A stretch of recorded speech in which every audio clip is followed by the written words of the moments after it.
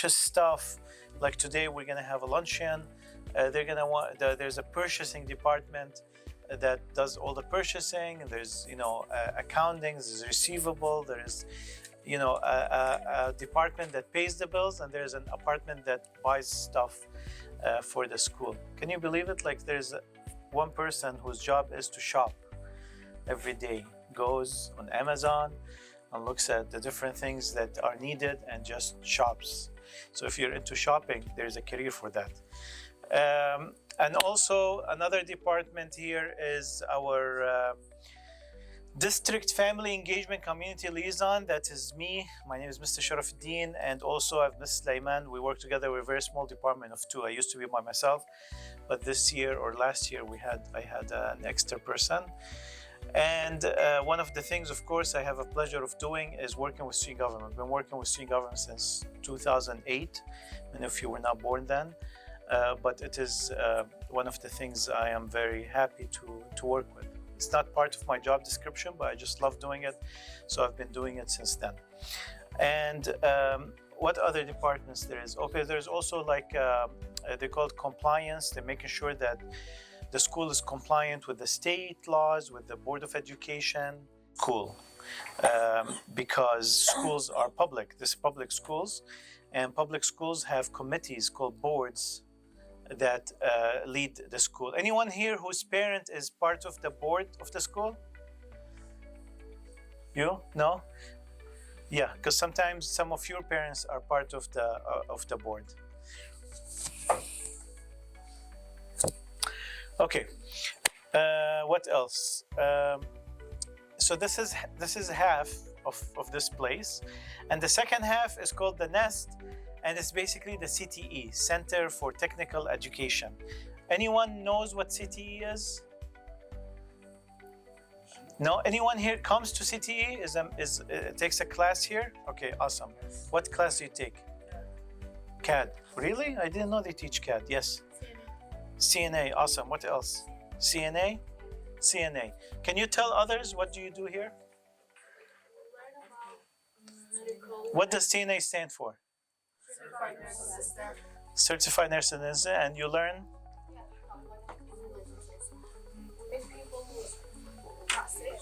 Not to know about it.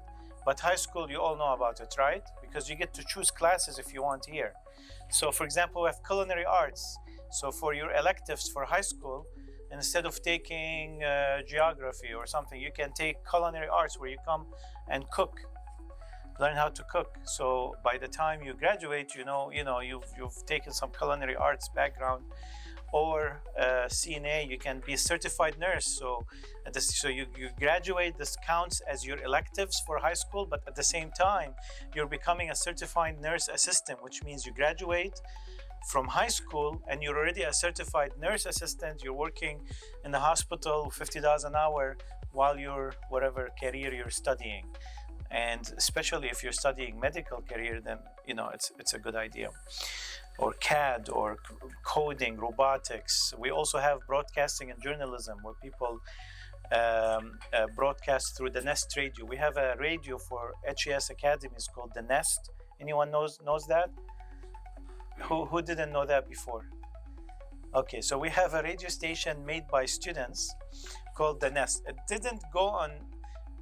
Anyone probably, I don't know, maybe some of you don't know what a radio is, but a radio is, it's an open signal with a specific frequency that you can receive at any device that receives the signal. It used to be a thing before streaming and the internet, but it's still there. There's still radio stations and they're still working. It's something that you never use in your car, but your parents probably do. And there is a radio that broadcasts from here, which is the Nest, but they're still broadcasting online only and through internet. They haven't broadcast through the frequency yet, because once they do that, it's very serious. So what is this? This is a tradition that has been started by student government, which is called Leadership Luncheon. There was a certain time, I forgot when, but a long time ago, maybe about 10 years ago, where the superintendent invited the It actually started with ULA.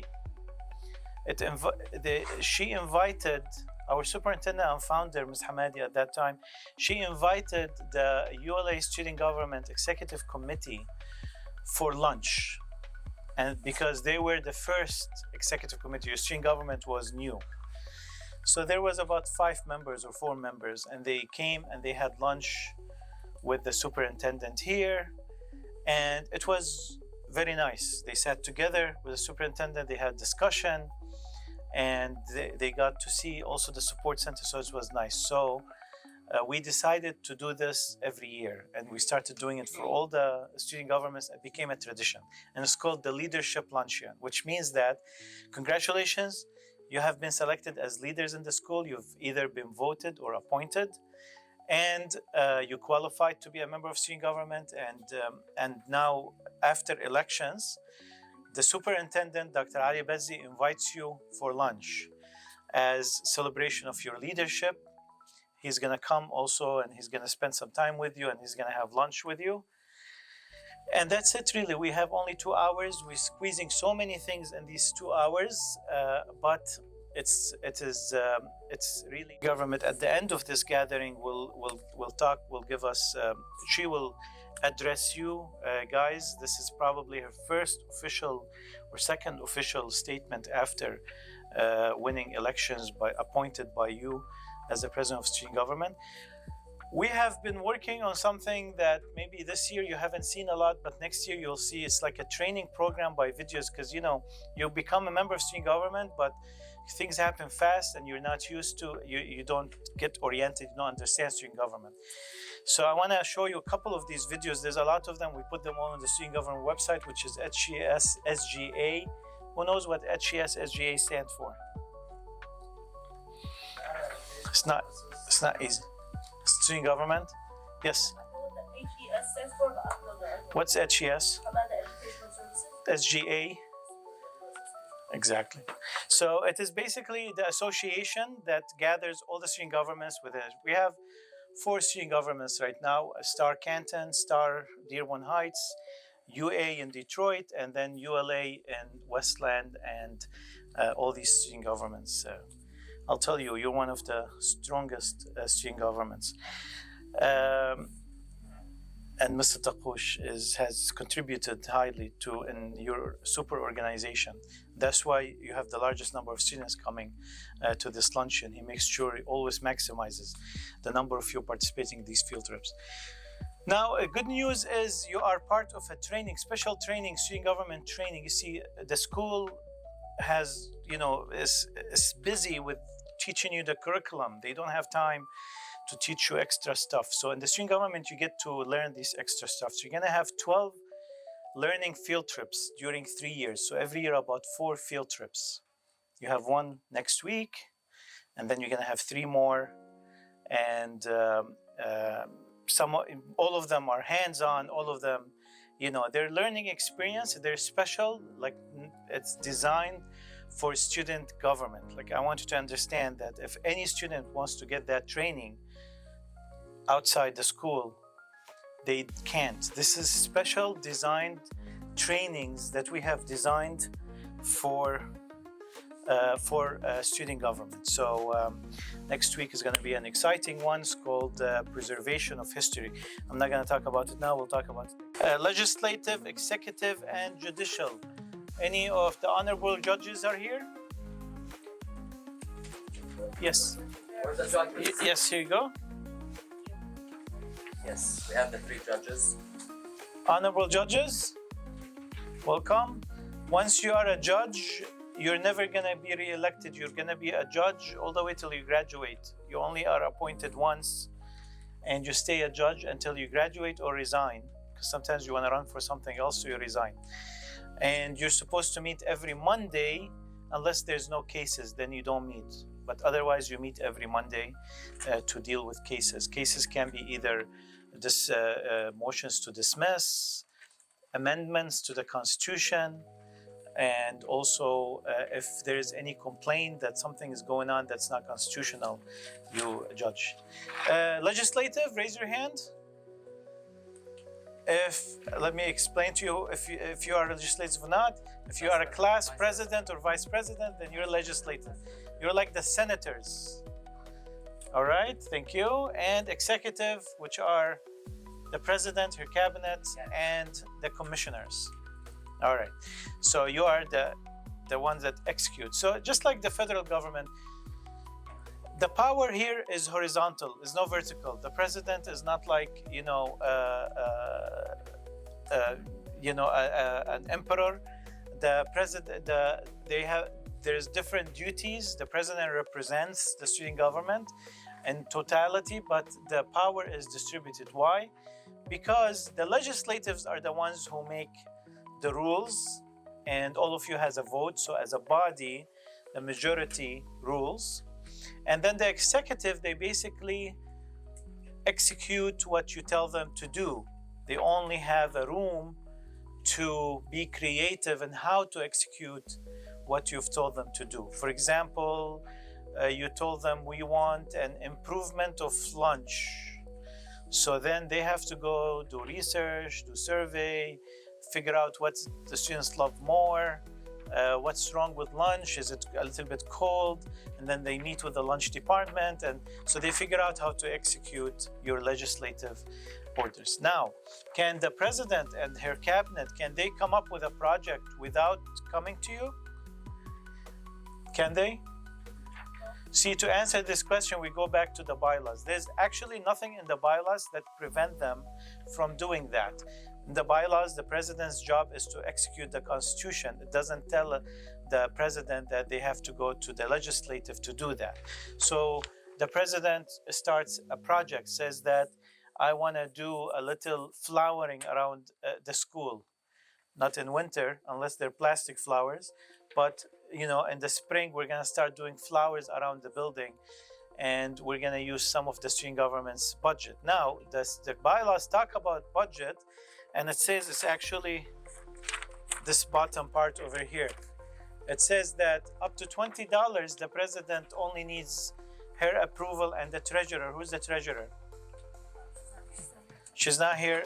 You and the treasurer need to spend less than $20. It's only you and the treasurer. You can spend every day $20 because it doesn't specify. Bylaws doesn't specify how you spend that. So if you have a meeting and you want to get coffee for the meeting, and you want student government to pay for it, it's under $20. These days it's more than 20.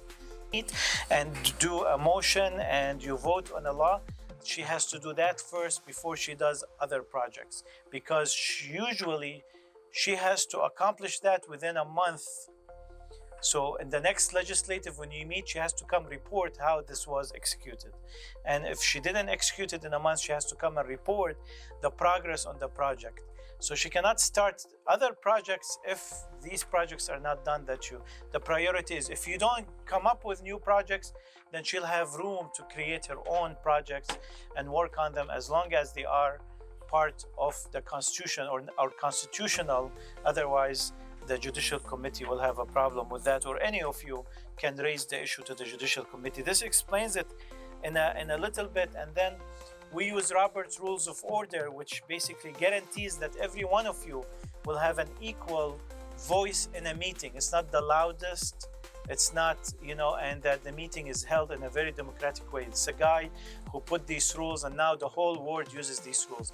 If you go to Congress, if you go in a company, it has a board, they use the same rules, the school board uses the same rules, the city council uses the same rules. When you learn these rules, it will make it easy for you. We usually do training on these rules, but also, it's really, we are always pressed with time. The year starts and we're running till the end of the year, so it's difficult to stop and do, but you have to try to do training yourselves. If you go here to, there's a lot of, resources for you here. Robert's Rules of Order, right here. If you click on it, it will give you a lot of training and stuff about Robert's Rules of Order. So you can educate yourself about these things, but next year we're incorporating it into the application. So as you're filling the application, you'll need about an hour to fill the application because it will be training you while you're filling the application. Okay. Let me show you a little video before we go on about Robert's Rules of Order. That one person can change a lot. Most of the things that take place on Earth are done by 5 or less people. You think that there's this huge organization, but there's actually 4 or 5 key people who are giving it the vision and direction. You think that this company is made of 30,000 people, yes, but there's 4 or 5 people who are the visionaries, who are bringing new ideas and who are pushing things forward. So don't underestimate your effect, your influence. Number 2, know that you are an official political body. If you ever thought that, oh, I don't want to be involved in politics, well, too bad, too late. You are now part of politics because you are a constitutional representation of a group of citizens. Your president has been voted by a school that has over 700 students. That is bigger than some townships in America. She has more constitutional power than some of the mayors of small townships in America. The student government at UFM Ann Arbor, they have 55,000 students. That's more voters than the voters of the city of Dearborn Heights, which means that the president or vice president of the student government of University of Michigan, Ann Arbor, if you go there as a student, Nadine Jawad graduated, she was a president.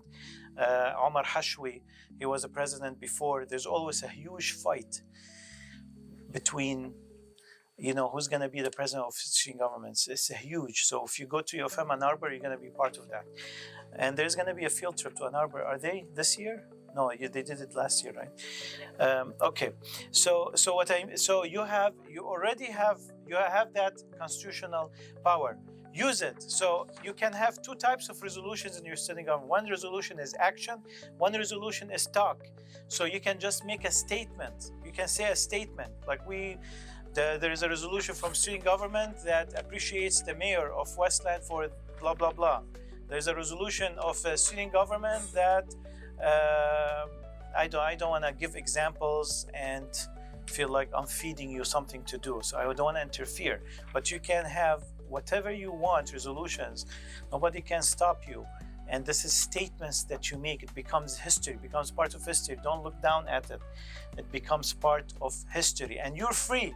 We cannot talk about politics. We cannot, interfere with whatever. But you're a democratic student body, and you're free to come up with what you want to come up, as long as it does not contradict school rules or the state or the city or the federal.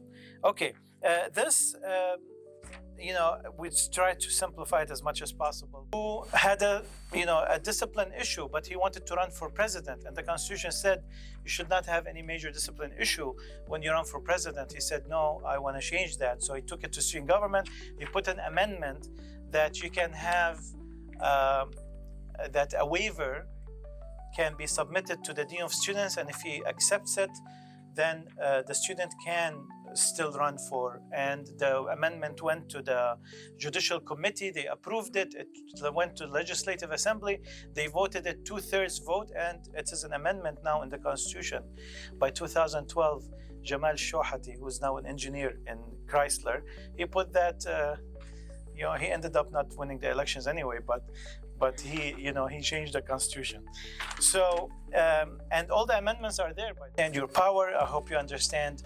And thank you for your volunteerism. You can just, not be, don't participate in anything, and just go to school and come back and have fun. But this shows responsibility. It shows you want to do something extra. So I have a couple students here. So I teach the first year, the 11th graders. We do textbook learning in there in our traditional classroom setting. So we'll learn the textbook material, and then we do our skills here. So we do vital signs, and we'll do skills on the dummy, skills on each other, vital signs on each other. And then second year, senior year, you guys will go on to the other classroom. I think you guys are already in there. You'll have another teacher there, and then you guys will do more textbook learning, more skills. And you will also go into the clinical setting where you'll get hands-on patient experience. So you guys will get experience with real patients. And then you need to maintain a 70% throughout the 2 years. And if you do, then at the end of the 2 years, the state will come in and you guys will take a state test. So you'll take a written test and a skills portion.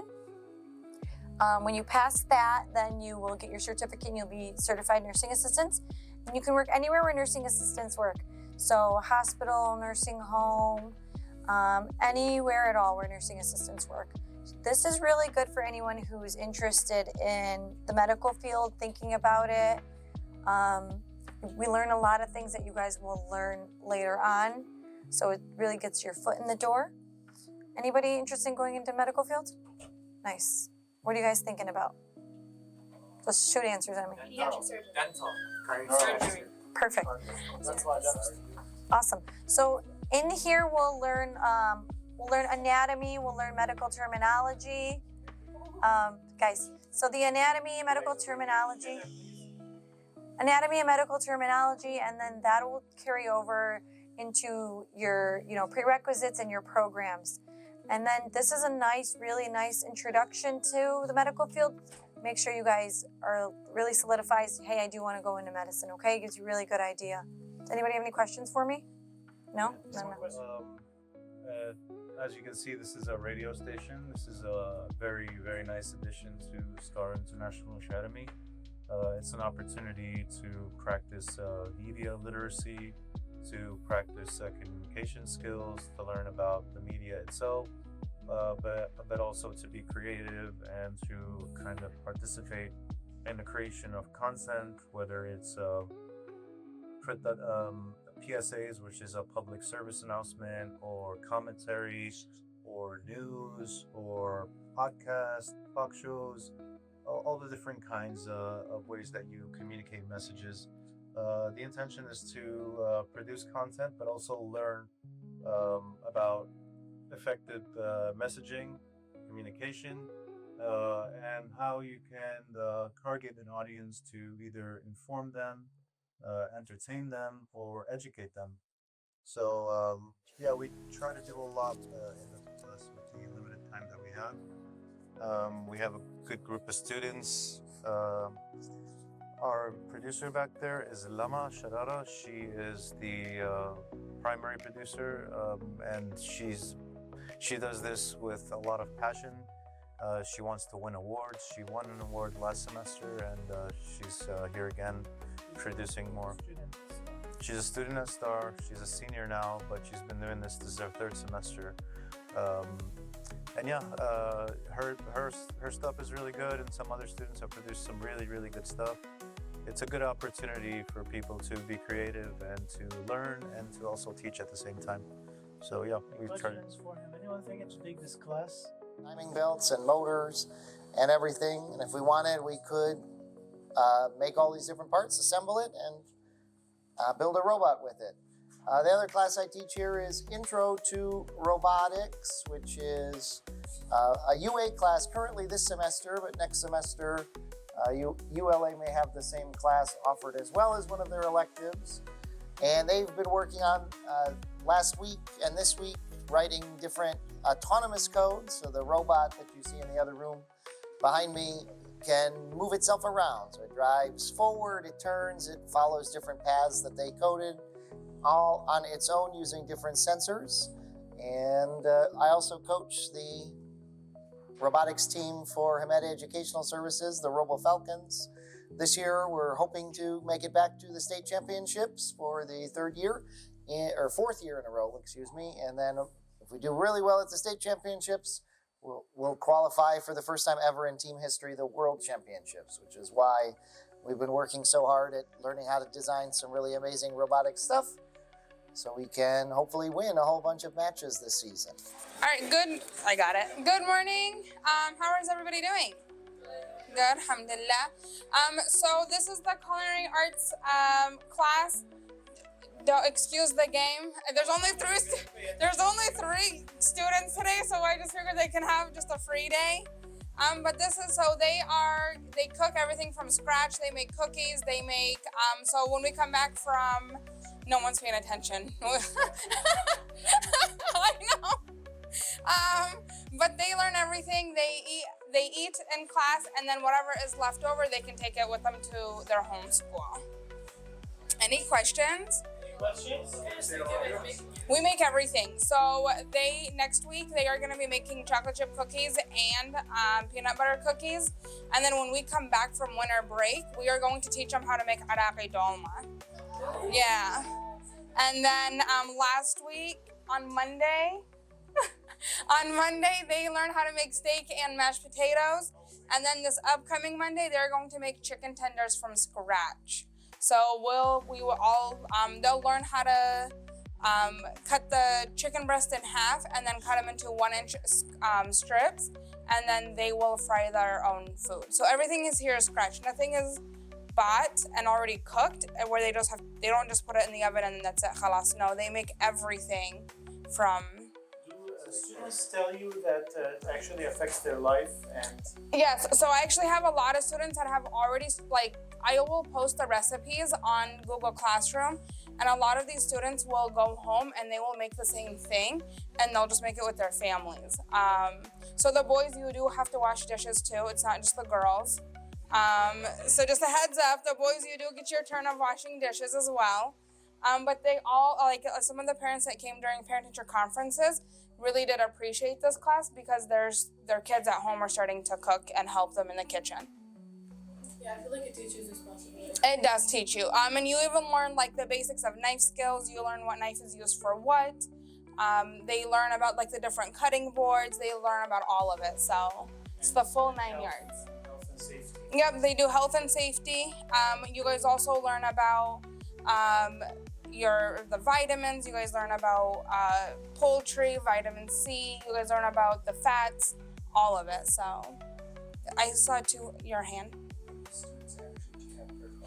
Per class, we cap out at 15. So ULA and my UA students, my classes are exactly at 15. You cook more like anything, or is it more like healthy?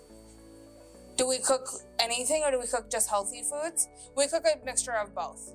So sometimes it's healthy, and then sometimes it's not healthy. So, but you do get to eat twice.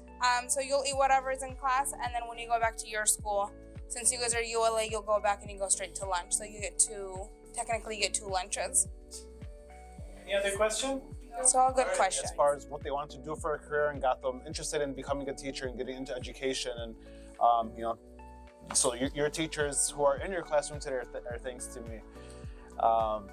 Regardless of how you feel about that, but alongside with me, Yusuf Saab works with me. He's part of the HR department as well. And so yes, our job is basically recruiting, onboarding meaning. Once they're hired, putting them through the process, get them fingerprinted, collect all their personal information, tax documents, forms like that. Welcome everyone. Hi, I'm Stacey Johnston. I just started working here in June. I'm having the time of my life. What I do is I pay everyone. So all your teachers that teach you things like that, of course they want to get paid. So that is my job. Mohammed probably says that he has the best job because he gets to hire people. I see it's me because I get to pay everybody, right? Come on, give me some love right there. Thank you so much. 1 year with HES. I'm responsible for the onboarding, like Muhammad said, for all the contracted people. So I'm responsible for making sure they are cleared, they have their proper documentation. I'm also responsible for the letter program also, so it's all set on board and everybody also has this contract, and so they get paid, and so Stacey can arrange that. And Perfect. that's it. Nice Thank to meet you, very nice. And then I'm going to introduce Ms. Zahra Abdul. Go ahead. Hello, good morning everyone. Good morning. Welcome. My name is Zahra Abdul. I'm the HR compliance manager here for HBS. I've been here for 13 years. And this is my wonderful team. We work here every day to support your teachers and all the staff of the school in making sure all their certifications are in place. If they're aspiring to be teachers, we help them with their career development and grow them into teachers by having them focus on tests that are required by the state, in addition to making sure that they have the right endorsements to teach everyone continue holding those certifications throughout their employment. So does anyone have any questions about what HR compliance does? Miriam here from Benefits. She works closely with Stacy and everybody at the schools as well. You wanna go ahead and introduce? Hi everyone, I've been here for a little over 3 years. I work in the benefits department and I've helped teachers and all the staff members with their insurance and other benefits that we offer. Does anyone have any questions? I am the supervisor for all the social workers and the behavioral specialists. And right now I'm covering in the elementary for ULA. So I'm there Tuesday, Wednesday, and Thursday, so you guys probably do see me. And I actually started at ULA, so you probably know me from then too. Yeah,